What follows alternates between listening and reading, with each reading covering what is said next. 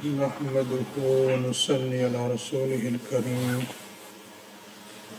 أما بعد عن عروة عن عائشة رضي الله تعالى عنها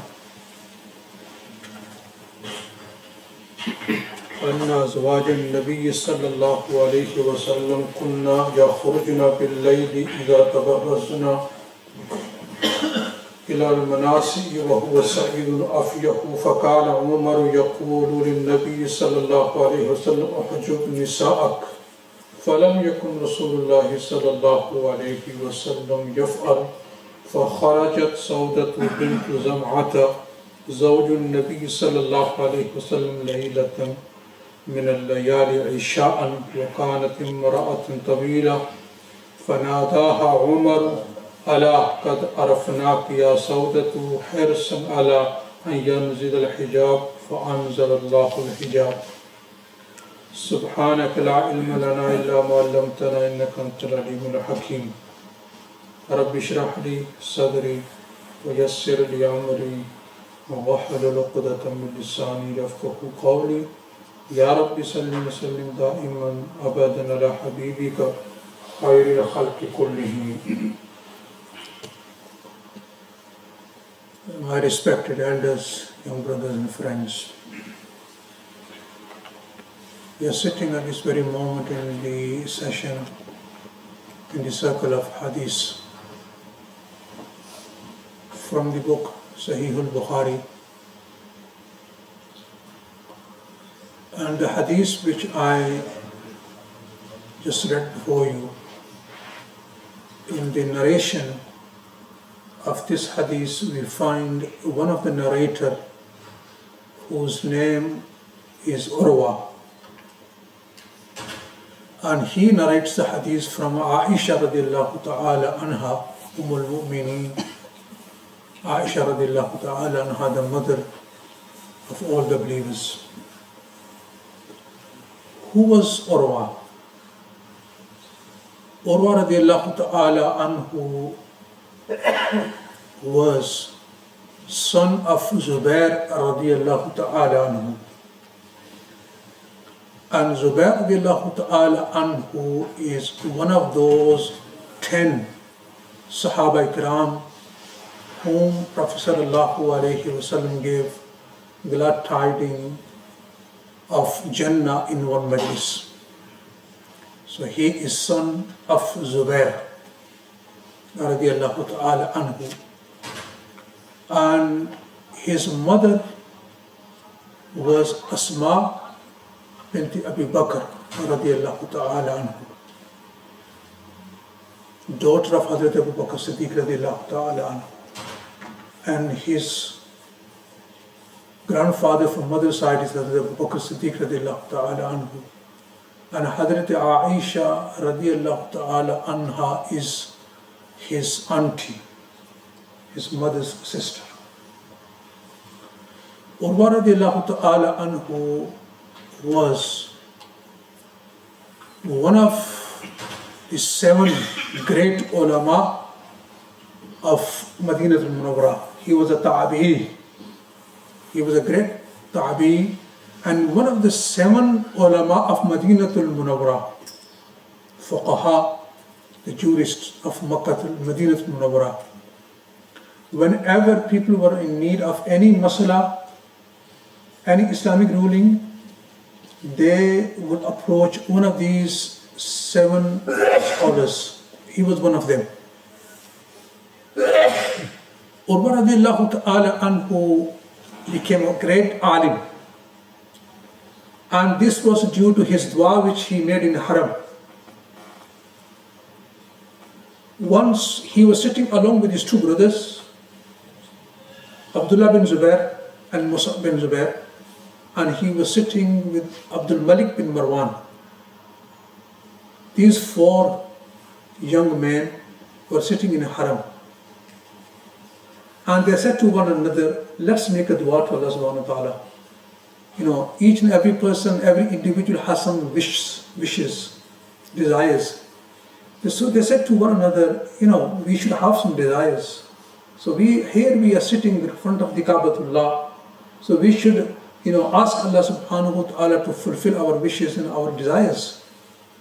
So these 4 young men, they began to make dua to Allah subhanahu wa ta'ala. Abdullah bin Zubair, Urwa's brother, he made a dua to Allah subhanahu wa ta'ala that, oh Allah, you make me the ruler of Haramain Sharifain, Makkah and Medina.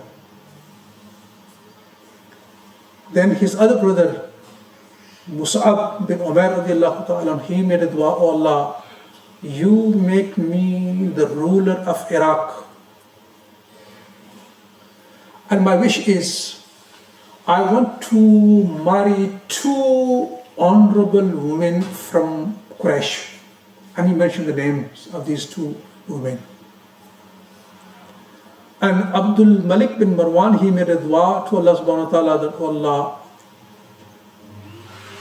my friend Abdullah made a dua to become a ruler of Makkah and Medina. And his brother Musab made a dua to become a ruler of Iraq. These duas are very limited. Oh Allah, you make me the king of the whole earth. No, are you asking Allah subhanahu wa ta'ala here? These 3 individuals making dua turn by turn. And Hazrat Urwa radiallahu ta'ala was sitting very silently. So they said to Hazrat Urwa, why are you so silent? You're not making any dua. He said, I was just listening to your duas.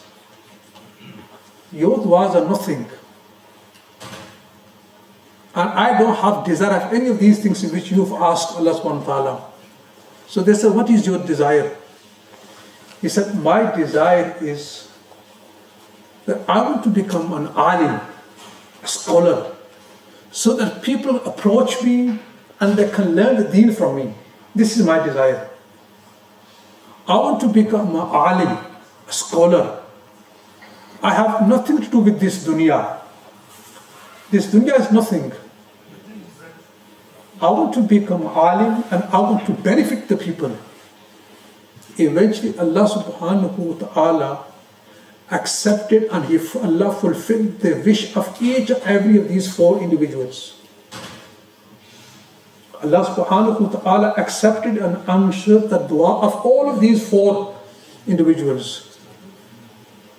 Hazrat is Abdullah bin Zubair, his wish was fulfilled. And now let's look at this now. He made a dua to become a ruler of Makkatul Mukarramah and Madinatul Munawwarah. And he was martyred by Hajjaj bin Yusuf. And the place where he suddenly made a dua to become ruler, and that very same spot he was martyred. At the very same spot he was martyred, in the Haram. So all of these 4, they made a dua, and eventually each and everyone's dua was answered. What we learn a lesson from here? Never hesitate to make a dua to Allah subhanahu wa ta'ala. Oh, I'm asking this, this may be too big. There's nothing big for Allah subhanahu wa ta'ala.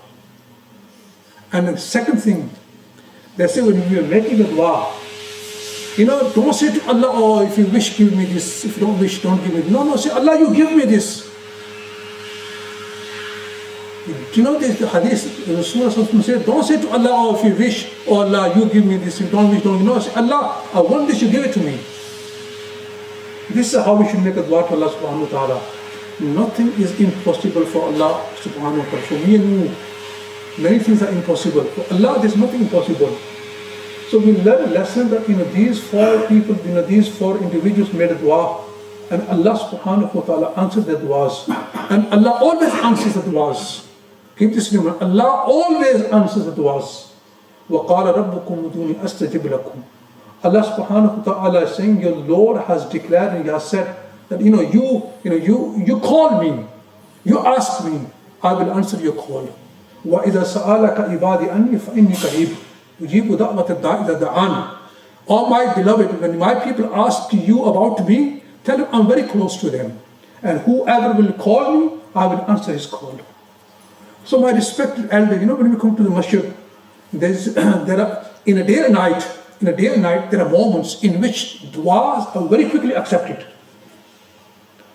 although 24/7, whenever we will make a dua, du'as are accepted, but Allah subhanahu wa ta'ala has given some hours, and Allah subhanahu wa ta'ala has made some hours and some moments such that anyone who will make dua in those hours and moments, the dua will not be rejected, it will be accepted. One of them is between the iqamat, azan and iqamat. Between adhan, this period is such. Rasulullah sallallahu alaihi wasallam says in a hadith, dua made between azan and iqamat, never rejected. Allah subhanahu wa ta'ala definitely accepts the dua. You don't have to raise the hands. You don't have to raise the hands. While you're sitting in the masjid, just keep on making dua in your heart. Just keep on making dua. And Allah subhanahu wa ta'ala will accept the duas. And through the duas, many calamities are removed. Many, and also, let me remind you, never make a haste in making your duas. When Rasulullah sallallahu alaihi wasallam said that Allah subhanahu wa ta'ala accepts duas of every person, except one does not make haste. The Sahaba Ikram, they said, "O Prophet of Allah, what do you mean by making a haste in the dua?"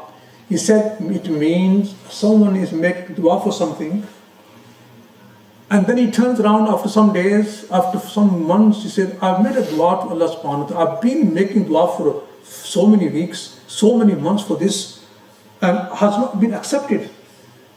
And then he stops making dua.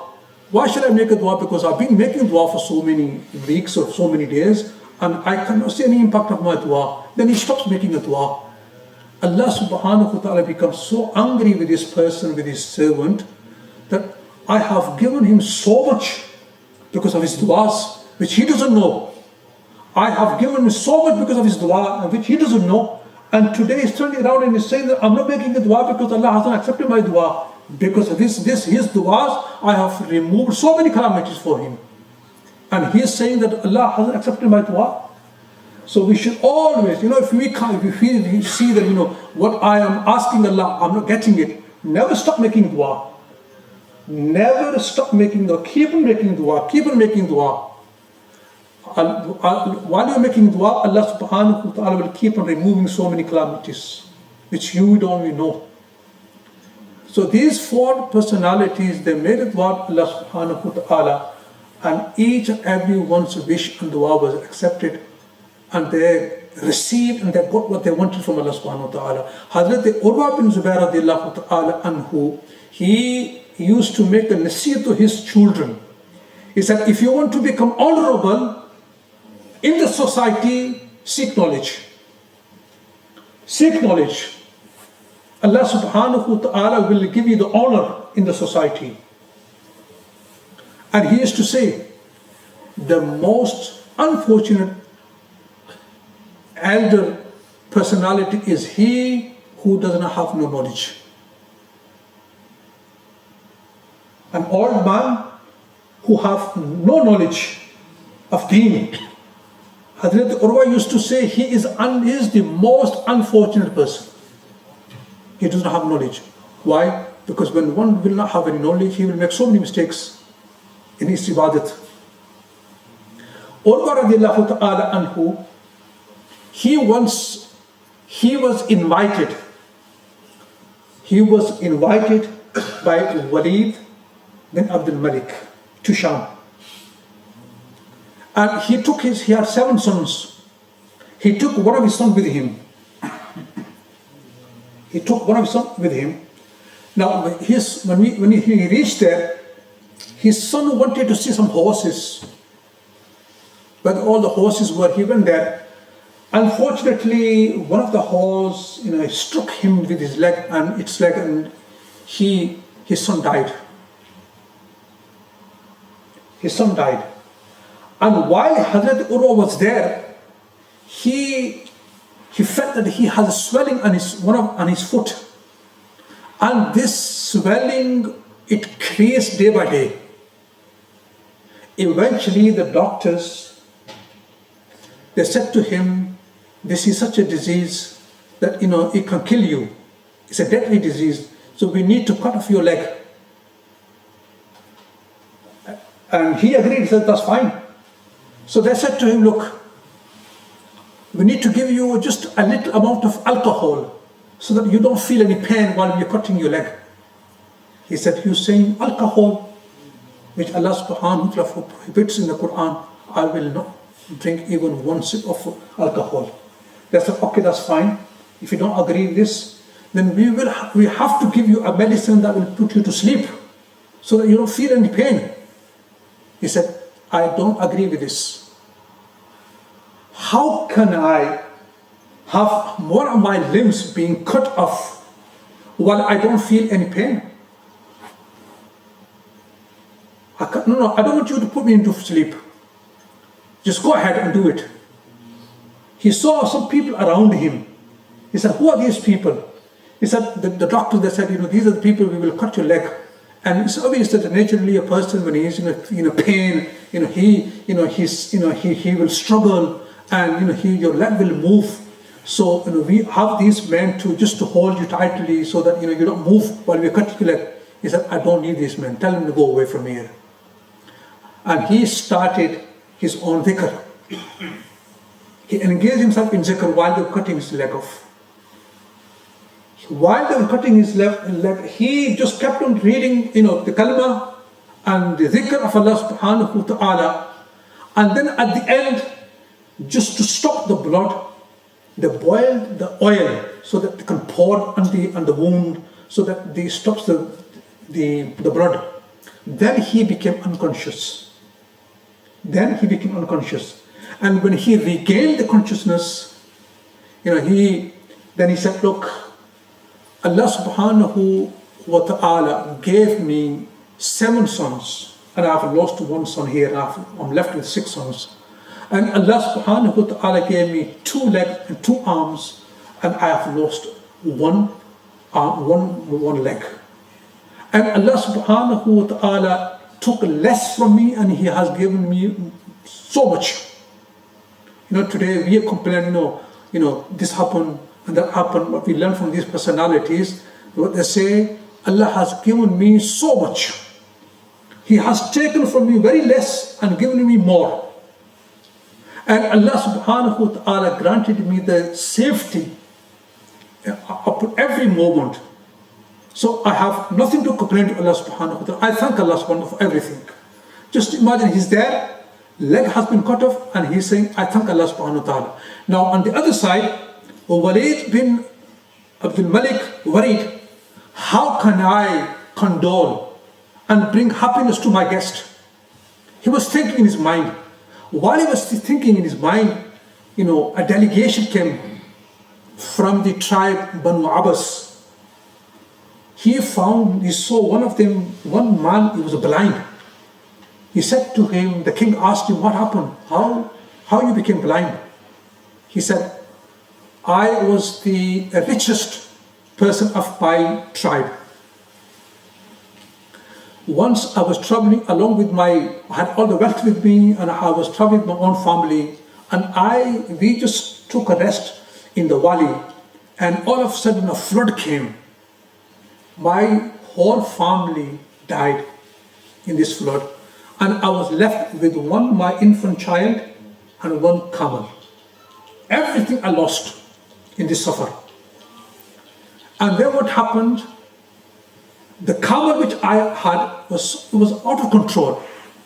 It ran off, and I chased the camel. In order to seize the camel, I left the infant behind me. While I was running after the camel, I heard the infant screaming. I looked back, and what I saw, the whole head was in the mouth of wolf of my child. I turned back to release my child from the wolf, but unfortunately when I got there, my son had died. Then I ran after the camel. When I reached and when I was close to the camel, it struck me with his leg, and I lost my vision. Walid bin Abdul Malik, he said, take him to Hazrat Urwa. Take this man to Hazrat Urwa and tell him, on this planet there are people who have more suffering than you. Who have been hit by a greater calamities than you. Your leg has been cut off, but here this man has lost everything. So Hazrat Urwa radiallahu ta'ala anhu, he was nephew of Hazrat Aisha radiallahu ta'ala anha, and he narrates the hadith from Aisha radiallahu ta'ala anha, in which Hazrat Aisha radiallahu ta'ala anha, she says that before the women, in order to relieve themselves from the cold of nature, they used to go outside at night.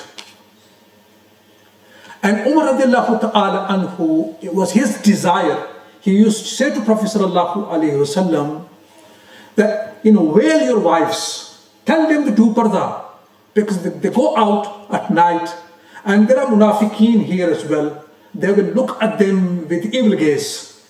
And Rasulullah sallallahu alayhi wasallam kept quiet. Why? Because Rasulullah was waiting for the wahi to come.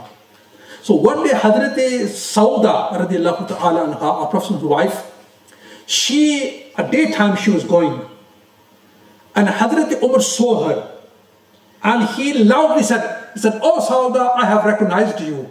And he deliberately said this. Why? He thought, I will say this, and this will annoy Hazrat Sauda, and she will go back and tell Prophet ﷺ, look, I was going, and Hazrat Umar, he called me loudly, and he said, "Oh Sauda, I've recognized you."